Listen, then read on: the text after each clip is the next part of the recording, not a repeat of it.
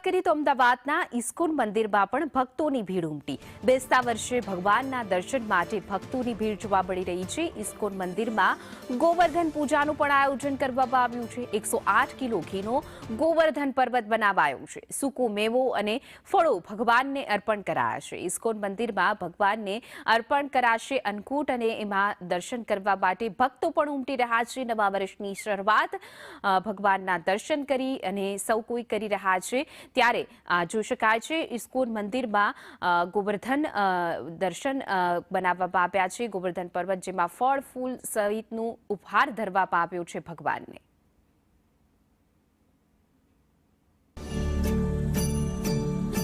આજથી વિક્રમ સંવત 2082 એટલે કે નવ વર્ષની શરૂઆત થઈ ચૂકી છે। આ નવ વર્ષની શરૂઆત લોકો ભગવાનના દર્શન કરીને કરી રહ્યા છે। ભગવાનના આશીર્વાદ ભગવાનના આશીષ જે છે તે મેળવીને લોકો આજથી શરૂ થતું જે નવ વર્ષ છે તેની શરૂઆત કરી રહ્યા છે। દ્રશ્યો અમદાવાદના ઇસ્કોન મંદિરના છે। ત્યાં ભગવાનને હાલ સુંદર મજાના પુષ્પોથી શ્રૃંગાર કરવામાં આવ્યો છે।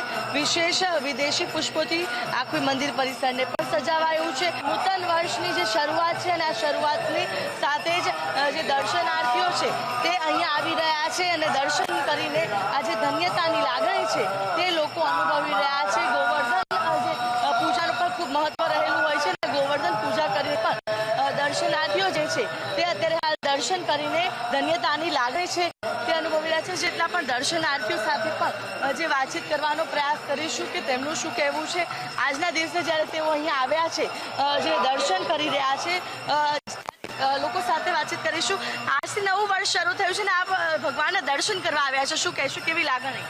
જી સરસ અનુભૂતિ છે અમને। અમે લોકો દર વર્ષે આવીએ છીએ। સૌથી પહેલાં તૈયાર થઈ સવારે વહેલા ઉઠી મંગળા આરતીમાં આવીએ છીએ અને પછી ફરી દર્શન કરવા આવીએ છીએ ભગવાનનો શણગાર કરેલો એ જોવા માટે। અને આજે ગોવર્ધન પૂજા છે। ગોવર્ધન સવારે અમે પૂજા કરીએ છીએ જેનાથી નવું વર્ષ ચાલુ થાય છે। એ પૂજા કરી પ્રસાદ લઈને પછી અમે ઘરે જઈએ છીએ। બિલકુલ, તો જે આ ગોવર્ધન પૂજા છે તે કરવામાં આવે છે ને પૂજા કરીને દર્શન કરીને ત્યારબાદ લોકો જે ભગવાનના વિશેષ આશીષ જે છે તે મેળવતા હોય છે અને આજના જે દિવસની શરૂઆત કરતા છે। જોઈ શકાય છે કે આજે ગોવર્ધન પૂજા માટે જે ભેટ સોગાદો પણ લાવવામાં આવે છે ભગવાન માટે, જે પ્રસાદી લાવવામાં આવે છે તે પ્રસાદી જે છે તે અહીંયા ભગવાનને અર્પણ પણ કરાઈ રહી છે અને મંદિર પરિસરની અંદર ભક્તોની ભીડ છે તે પણ હાલ જોવા મળી રહી છે। એટલે કે નૂતન વર્ષની શરૂઆત અને આ શરૂઆત લોકો ભગવાનની પૂજા અર્ચના આરાધના કરીને ભગવાનના દિવ્ય આશીષ પ્રાપ્ત કરીને કરી રહ્યા છે, જેથી કરીને આવનારું આ જે વર્ષ છે તેમના માટે ફળદાયી નીવડે અને સુખ શાંતિ સમૃદ્ધિનો વાસ તેમના રહે। કેમેરા પર્સન મનીષ વાનિયા સાથે આયુષી યાજ્ઞિક।